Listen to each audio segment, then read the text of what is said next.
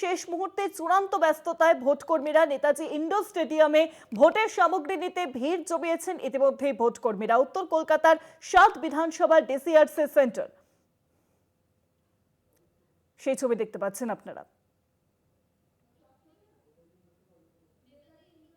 Netaji indoor থেকে সরাসরি রয়েছেন প্রতিনিধি অরিত্র ঘোষ। অরিত্র, কি ছবি উঠে আসছে একদম শেষ মুহূর্তের যে প্রস্তুতি, সেই প্রস্তুতি কতটা তুঙ্গে?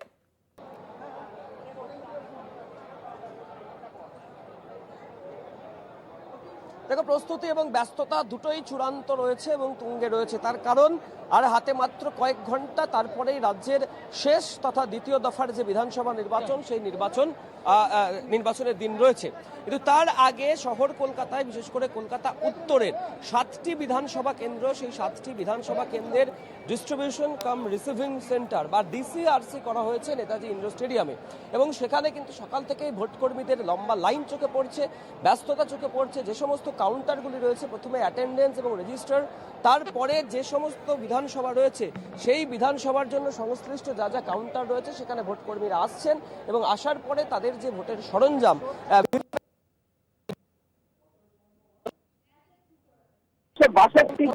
বিধানসভার কাউন্টার নাম্বার 5 পোলিং স্টেশন 105 অর্থাৎ 86 নম্বর বুথ থেকে 105 ভোটকর্মী রয়েছেন পোলিং পাত্রের, যারা এখান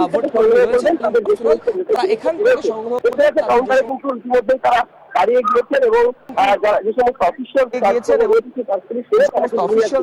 মহিলা যারা রয়েছেন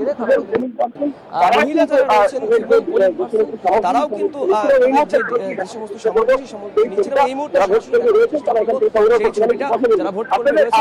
সংগ্রহ করছেন। আমি একটু কথা বলবো, আপনাদের কোন বিধানসভায় কত নম্বর?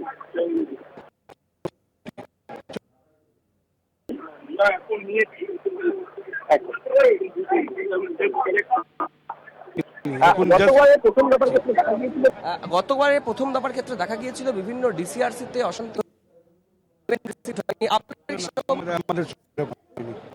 আমাদের সঙ্গে এরকম একদম সুন্দরভাবে যে প্রক্রিয়া, সেই প্রক্রিয়া চলছে।